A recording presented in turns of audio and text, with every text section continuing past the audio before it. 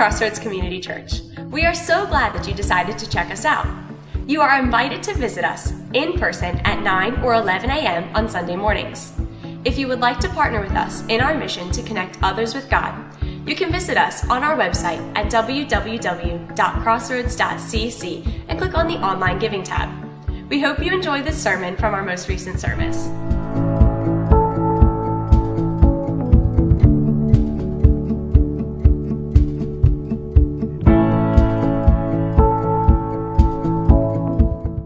Well, good morning.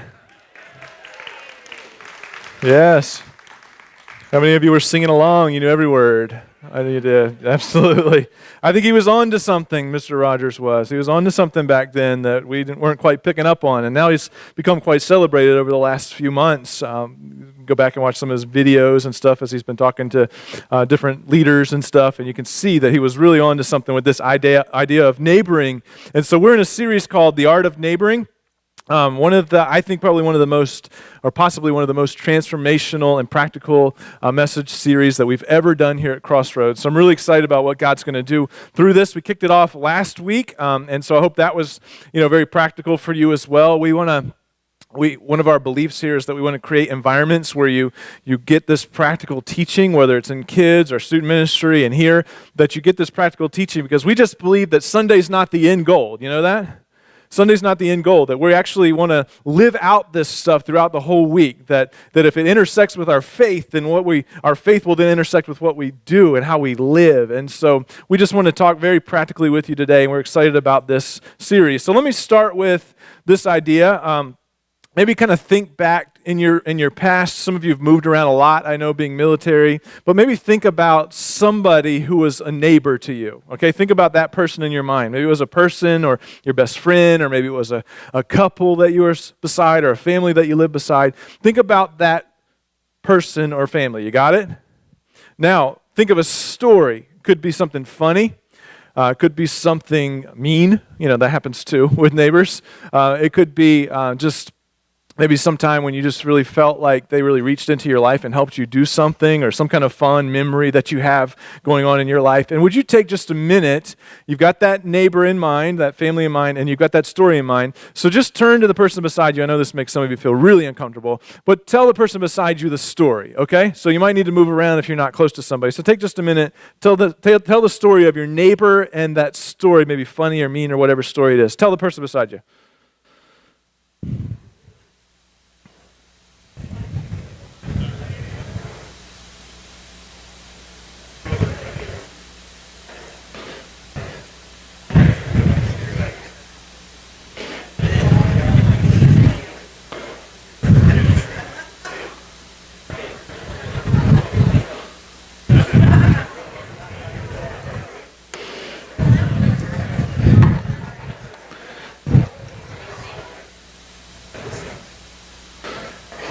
All right, you guys share your stories? Good? Well, I can kind of think back to a couple stories personally. One is when I was about 7 years old, I had a friend who became my best friend move into our neighborhood when we were 7. I can still picture him driving. His family moved in, and then he comes down the road on his bicycle, like popping wheelies down the road, and I was like, oh man, this guy's so cool. And he became and is still my best friend. His name's Richie, and one of the things that I remember about him the most growing up was just the time that we would spend in each other's home. He spent a lot of hours in my home, I spent a lot of hours in his home, but we used to do a lot of things outside, a lot of fun things. But I think one of the things I remember the most are the Nintendo, the times that we spent playing the Nintendo. I don't know if any of you know what a Nintendo actually is, but we spent a lot of time playing the Nintendo together, and we just kind of had this, this agreement that the games that I had were his games, the games he had were our games, and you just, at any time, especially like during vacations and stuff, you knew where the key was. You just went into the house, you got a snack, you got their games, you borrowed their games while they were gone. It's just the way that you did it. So here's a couple of games that he always had the best games, and so I got these when I got older. His parents never spared expense when it came to his Nintendo games or his shoes. He always had Nike Airs, he had the Bo Jackson shoes, he had all that stuff. So one of the games that he always had that was really good was Super Mario 3. I don't know if you ever played that game. That's a great game. I had some offers for these things after the last sermon. Some people said, I'll buy that from you. Another game that we really liked was Jordan versus Bird. I don't know if any of you played that. We liked the basketball games. I knew that wouldn't. You guys are too nerdy for that. So then this is probably more up your alley. The Legends of Zelda. That's probably your game, right? Somebody looked this up on eBay and said it was like $35. And then here's Tetris. Did anybody play Tetris? That was a fun game. I thought this was interesting. I picked this up this morning. At the bottom of it, it says, "From Russia with fun." I thought that was interesting. Isn't that kind of weird? And then probably my favorite game that he had that we would borrow from him from time to time was Mike Tyson's Punch-Out. You ever play that game? It's a great game, such a fun game. But you would just go into the house. You knew how to get into their house. You just went in. His parents always had Pepsi, which I loved. I don't have to drink their Pepsi. And so you could just go in, get a drink, get their games, borrow them. And we were just in and out of each other's houses all the time. That's what neighbors did. And then we had another neighbor who was just across the way. His name was Mr. Green, and he was a grumpy old man. You probably have had one of those in your neighborhoods before. Or you might be that guy. I don't know. Are any of you the guy? Are you the grumpy old man? But, we never went into his yard because he would just scream at us, at kids. But he loved our dog, Snoopy. So Snoopy could wander into his yard. He would feed Snoopy cheese and let Snoopy eat stuff out of his backyard and stuff. But we couldn't go into his yard. But he loved Snoopy. So one day I got off the school bus, and Snoopy would always wait for me at the school bus, and Snoopy wasn't there. And so then I went up to the house, and Snoopy wasn't there. And I asked my mom, where's Snoopy at? And she said, oh, I just gave him to Mr. Green. What? What kind of mom just gives their kid's dog away, Happy Mother's Day, Mom, But, I have a great mom. I have a great mom. She's fantastic. Just love her to death and learned so much from her. But she is, and you may have the kind of mom that's just like, that dog is getting on my nerves. Mr. Green likes that dog. Mr. Green, you can have that dog. Anybody have a mom like that? Besides me, I have a mom like that. She would do that. Some people are raising their mom's hands in the room, but that's funny. But, neighboring has just changed so much. I would say there's been this culture shift over the last 20, 30 years where neighboring used to be what I was just talking about with my buddy Richie, just in and out of each other's house. You sat on the porch, you talked to people, you had company come over. Imagine, if you lived 20 or 30 years ago, imagine someone knocking on your door. You jumped up, you were excited. You got up, you went over to the door, you didn't peek out to see who it was. It was like, we got company. Come on in. You'd sit on the porch together. You'd pull out a cake and eat together in the house and just talk and talk and talk. That's the way it was. And now, if somebody, think about today, if somebody knocks on your door or rings your doorbell, what do you do? Yeah. You turn the lights off and hit the ground, right? How many of you would honestly say, lots of people in first service would say that at least one time you've army crawled across the floor because somebody rung the doorbell? Yeah, you do. People do it. It's like, you peek out the window and you're like, oh, it's just Amazon. And you pick it up, it's just, but it's so different than it used to be. Neighboring has changed so much. And so this series that we're talking about, the art of neighboring, it's kind of this idea of, because we believe and we played around with the idea of what to call it, how to neighbor, the art of neighbor, who's my neighbor, but we really feel like the idea of neighboring, the art of neighboring, is a lost art. And so we want to kind of look at what Jesus says to us about being a good neighbor, and we want to apply that to our life very practically. So let me just give you a quick quiz to see what kind of neighbor you are, and then we're going to jump right into Matthew and Luke as well. So here's a Am I a Good Neighbor quiz. Number 1, when you notice a moving truck on your street, you, A, stop, introduce yourself, and point out where you live. Maybe you've done that before. B, you drive by very slowly, judging the contents of the things that are being unloaded. Anybody do that? Or C, you tell yourself you're going to make and deliver cookies, but you never get around to it. Am I a good neighbor? Which neighbor are you? Question 2, your neighbors constantly allow their kids to play unsupervised in the street. So you, A, threaten to call social services. B, stick a parenting book in their mailbox while they're out. That's the more passive-aggressive approach. Or you buy a children playing sign and put it on the road to slow down traffic. Which neighbor are you? Am I a good neighbor? Last question. The neighbor's annoying dog that barks all night gets loose while they're away. You A, pretend you don't see the dog and just go about your day. B, you show the dog where the local skunk lives. Any of you do that? Or C, catch the dog, take it home, and put it back behind the fence. Which one do you do? What kind of neighbor are you? Am I a good neighbor? So this idea of neighboring has become a lost art. And so this series is to help us begin to develop that art of neighboring again and what Jesus calls us to. The foundation verses have been in Matthew chapter 22. And here's what it says. It says, hearing that Jesus had silenced the Sadducees, the Pharisees got together. One of them, an expert in the law, tested him with this question.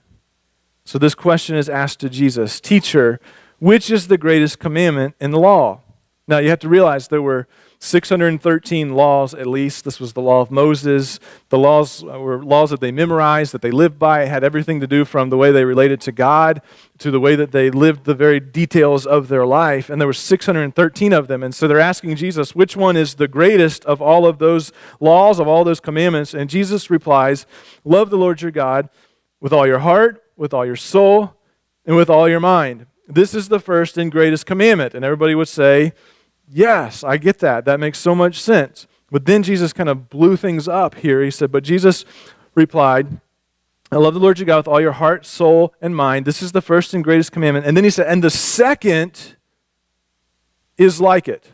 In other words, he elevates the second one, the second commandment. He brings them up to the same level. He says the second one is like it. Love your neighbor as yourself. And so he's bringing up these two huge pillars of our faith, saying, here's the deal. Love God, love your neighbor. Love God, love your neighbor. I mean, really simple, but yet just completely genius. And then the end of that verse says, it says, all of the law and the prophets hang on these two commandments. What two commandments? Love God and love your neighbor. These two commandments, these two huge pillars. I don't know if you pick up on just how genius this is, what Jesus says in this moment. I mean, it's so simple. I understand that, but it's so powerful and just a genius plan. I think he could see into our world today. I think he could see into our neighborhoods today. And he's saying, if you want to see real change, then do this. Love God and love your neighbor. In other words, the genius of this is that the solution's not found in our government. The solution's not found in our police department. The solution's not found in even inviting more people to church. The solution's not there. The solution is what? Love God, love your neighbor. And these two pillars of the faith put equal with each other. Love God and love your neighbor. And I think if we're not careful, it can become quite a kind of a cliche. It's like, well, I love my neighbor. I love my neighbor. Of course I love my neighbor. And as a result, our communities never really change. It's kind of just like this cliche. And if it's true that we should love God and love our neighbor, then wouldn't you say that, chasing a kid around? Go, go, go, go, run, run, run. He's quick. Look at him. Out the door. Bye. You see him go? He is quick.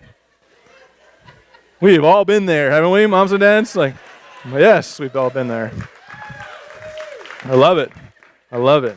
That's what makes this church so real, because all of us have done that, right? I've chased my kids out of here before. But where were we? I would say that by becoming a good neighbor, we become who God has called us to be. Our communities become what God intended them to be. And this is just such a genius plan. Well, in Luke chapter 10, the same story told in a different way. Look here. Luke focuses on different things, different questions, but it's the same story told again. It says, on one occasion, an expert in the law stood up to test Jesus. Teacher, he asked, what must I do to inherit eternal life? Now, different question. He didn't ask what was the greatest commandment. He asked, what do I do to inherit eternal life? And what I believe here is that there's a multitude of questions going on, that this is kind of a follow-up question. It's a different eyewitness, different story, but a follow-up question, because you'll see here in a minute that I believe they're reviewing what Jesus just said. The first question was, what's the greatest commandment? It's like, Jesus says, love the Lord your God with all your heart, soul, and mind, and love your neighbor as yourself. And then this, expert of the law stands up and says, but what do you do to inherit eternal life? And Jesus kind of reminds them, well, you tell me, what's written in the law, Jesus says. How do you read it? And hint, hint, we just talked about it. And so the man answered, love the Lord your God with all your heart, with all your soul, with all your strength, and all your mind, and love your neighbor as yourself. He heard Jesus say that. And Jesus says, you've answered correctly. Do this, and you will what? Live. Again, these two pillars of this faith. If one of these pillars is crumbling, then the whole thing crumbles. Love God, love your neighbor. Love God, love your neighbor. And so the teacher of the law went into a deeper kind of question. He says, but he wanted to justify himself. And so he asked this question, which is the title of the message today. And who is my neighbor? That's the question. Then who is my neighbor? It's important for us to see that he wanted to justify himself. In other words, if he could kind of define the word neighbor, if he could say, well, if this is my neighbor and I'm already spending time with my neighbor, if I can pick and choose who my neighbors are, then I'm not going to feel guilty about this. And Jesus takes it to a whole other level as he talks about this answer. He says, who is my neighbor? And then Jesus tells this story in Luke chapter 10, verse 30. In reply, Jesus said, a man was going down from Jerusalem to Jericho when he was attacked by robbers. They stripped him of his clothes, beat him, and went away, leaving him half dead. Now, this was a parable. This is a story that has a deeper meaning, but it was very relatable to the people in that day. It was very common for them to understand what was going on here, that people made this trip from Jerusalem, which was up here, to Jericho, which was down here. It was an 18-mile trip. Jerusalem is 2,500 feet above sea level. Jerusalem is 850 feet below sea level. And so as people would make this trip, they would take their things with them as they would go because it was a long trip, but it was also a tiring trip. I mean, imagine that drop in elevation. If you're rising in elevation, you can see how tiring this trip would be. And so as people would make this trip, it was very common for them that robbers would stay out on the side. They knew that these people were going to be weary, they were going to be tired, they were going to have lots of stuff with them because they were making a long trip, and that they would rob them and beat them, and in this case, leave the man half dead. And so it would be no different than if we were to say there was an 18-mile trip. It's not, but if there was an 18-mile trip from here to the Outer Banks, for example, and we would say there's an 18-mile trip, and you would know if you're headed on that trip, you would take cash with you, right? You would take possessions with you. And if people were standing out on the side of the road and stopped the cars that went to the Outer Banks, if it was just one road that led there, they knew that they would get cash, they knew they would get possessions, and they knew that you'd be tired because you've got kids in the car that are asking you if we're almost there. They knew that you're weary and you're tired, and so they would rob them and take all that they had. In this case, they left this man half dead on the side of the road. And so let's continue with the story. It says a priest happened to be going down the same road, and when he saw the man, he passed by on the other side. A priest, a man who happened to kind of be heading the same direction, but yet a man who had memorized the law, a man who would make sacrifices for people, a man who, did he see him? Well, it says here that he happened to be going down the same road, and when he saw the man, so he saw the man, and yet he passed by on the other side. We can immediately tell that this man doesn't get it, that he may know the law, but he doesn't understand what it means to love God and love your neighbor, right? And so then the second man, a Levite, when he came to the place and what? Saw him, he passed by on the other side. A Levite would be like an assistant to the priest. He just completely missed it as well. He didn't understand what it meant to love God and love your neighbor. But then it says a Samaritan, as he traveled, came where the man was, and when he saw him, what? He took pity on him. And this is where the story takes this unusual kind of turn, because Samaritans were from a different culture. And the Israelites and the Samaritans didn't get along with each other. In fact, it was racially divisive. They didn't like each other. They actually hated each other. And so in the ears of the people that were hearing this, and Jesus saying a Samaritan, this was a big, big deal. A big, big deal. And the Samaritan, it says in Luke chapter 10:34, says, he went to him and bandaged his wounds, pouring on oil and wine. Let's just stop here and say, aren't you thankful for the advancement of modern medicine? You know, pouring on oil and wine and, oh, I'm hurt. Here's a little garlic, some onion, you know. Can you go get in the boiling cauldron I have in the kitchen or whatever? But you can kind of see how things have changed. And then he put the man on his own donkey, so he takes care of his wounds. He puts the man on his donkey. He brought him to an inn and took care of him. The next day he took out 2 denarii and gave them to the innkeeper. Look after him, he said, and when I return, I will reimburse you for any extra expenses you may have. Jesus asked this question: which of these 3 do you think was a neighbor to the man who fell in the hands of the robbers? The expert in the law replied, the one who had mercy on him.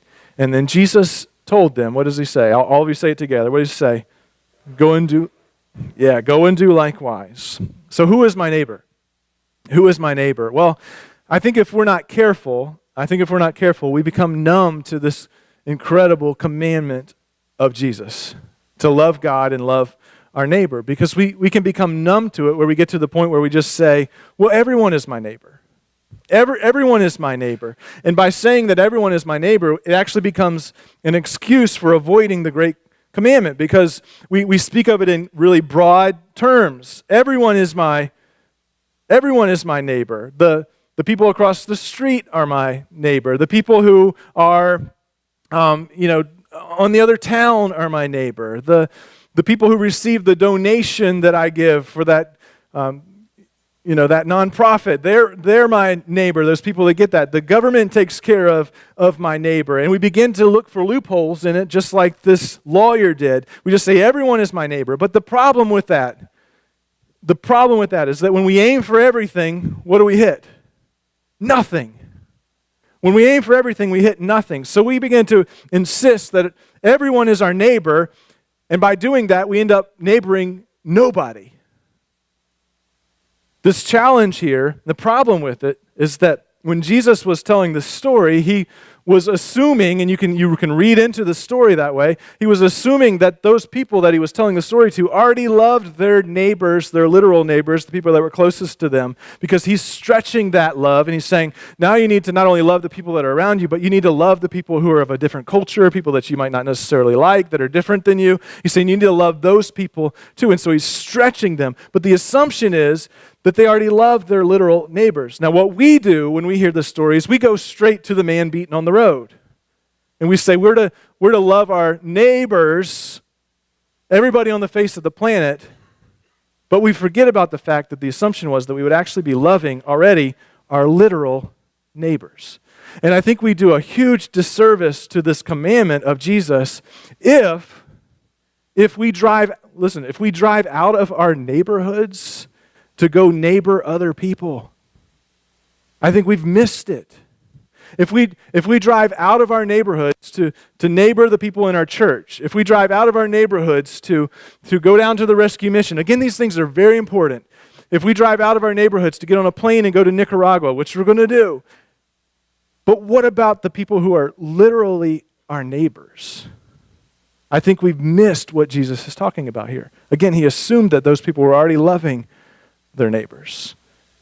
And I would say that we've forgotten how to love our neighbors. Many of us have forgotten how to love our neighbors, the people that are literally living next door to us. And we can either believe that the people living next door to us are there by accident, or that God placed us in that neighborhood and them in that neighborhood for a purpose.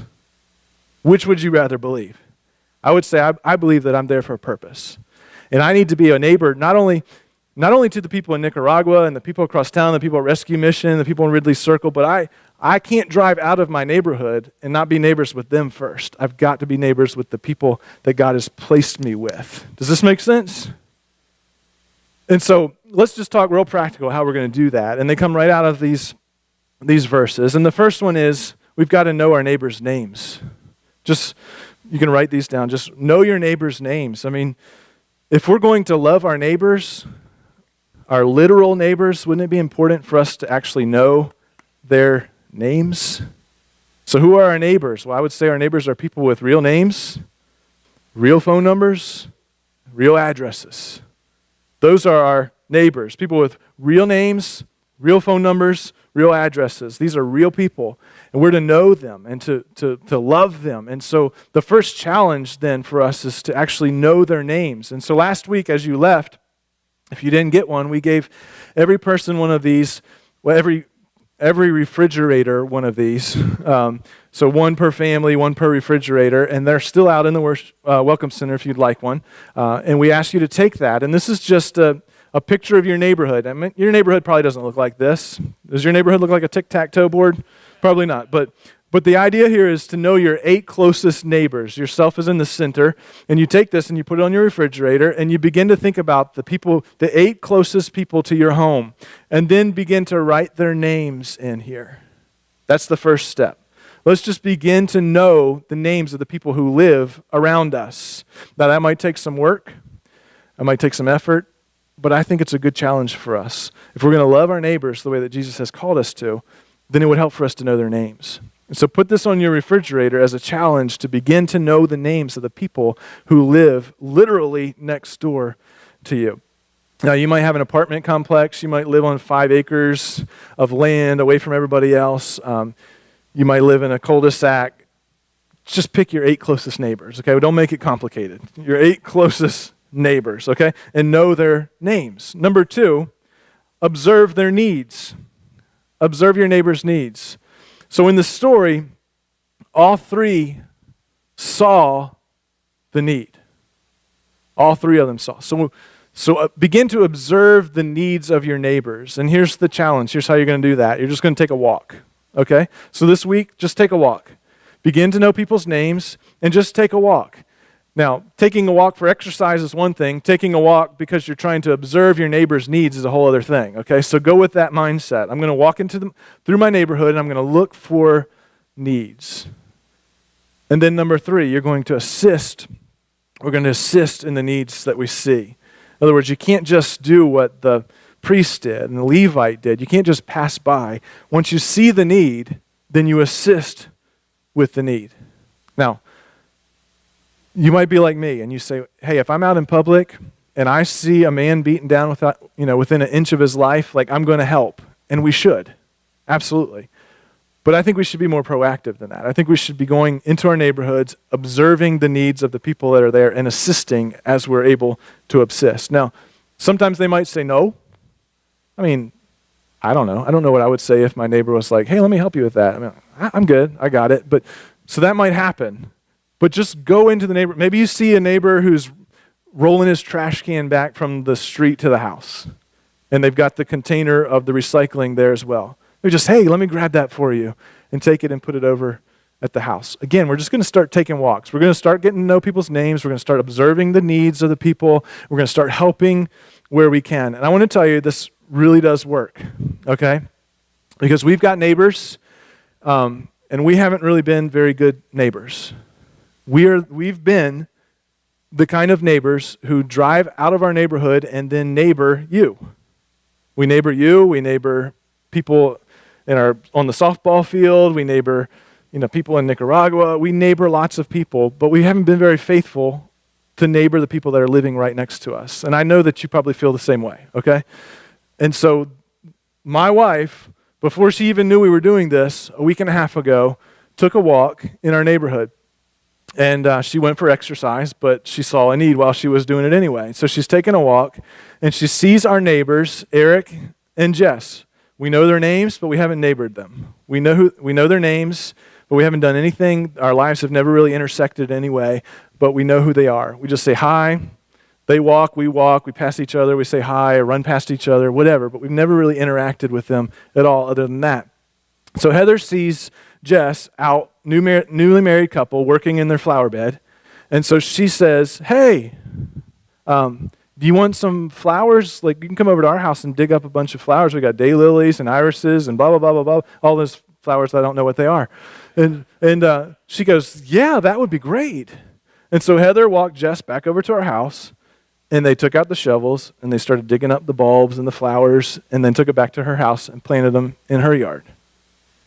Now we have a relationship with them. Yesterday afternoon, we stood out in the yard and looked at this crane that was some crane that landed in our yard that's off track somewhere. I don't know anything about it, but it just walked. I mean, we could walk right over and touch it on the head. It was in our yard. This huge, tall crane. Eric said, and Eric knows, he knows a lot about that kind of stuff, but he says this is a sand, yeah, that's it. And that's it. And it's not supposed to be here. It's off track. It flies from Siberia to Nebraska or whatever, and it's gotten lost. And so it's just tired, and it's hanging around in your yard until it figures out, gets oriented again where it's at. And so we just have this conversation out in the yard. I had somebody come to me this morning and say, after last week, I noticed that our neighbor's grass was getting a little bit high. Our neighbor's, it's a deployed spouse situation. She's by herself. Her husband's away. And she goes, I don't know why I've never thought about it. That's what he said. I don't know why I never thought about it. And so I just went over there and said, can I cut the grass for you?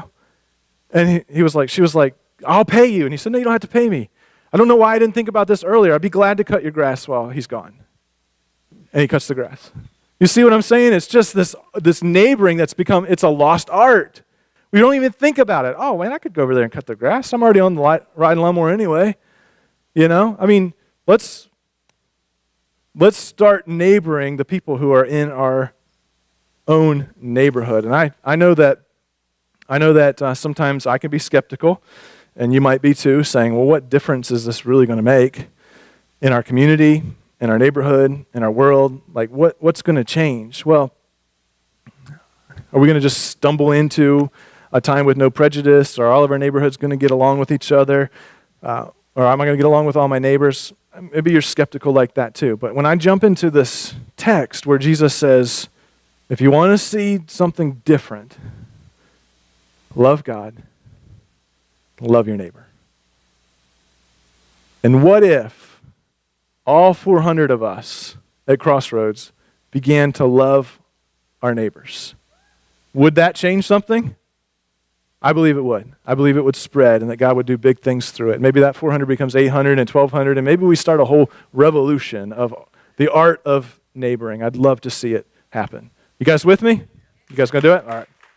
All right, let's pray together as the worship team comes. God, thank you for just your incredible love for us, God, and just your relentless and reckless love that you have for us, that you sought us out, that you went after us, that you would push through anything and do anything to have a relationship with us. And so, God, as we read your word and we read the words of this incredible commandment, the love you with all of our heart, soul, mind, and strength, and then the second one like it, to love our neighbor as ourselves. God, just give us the boldness to do that. God, help us this week as we begin to know our neighbors' names, as we begin to take walks in our neighborhood looking for places where we can help and needs that we can meet. God, give us boldness to step out, to knock on the door and say, hey, I can cut your grass, or can I help you pick that up, or whatever it is. God, give us the courage and the boldness to do that this week. God, just change our neighborhoods because we are obedient to this commandment that you give us, to love our neighbors. And God, we thank you. We thank you again for your pursuit of us. Let that be our pursuit for those that don't know you. In Jesus' name, amen.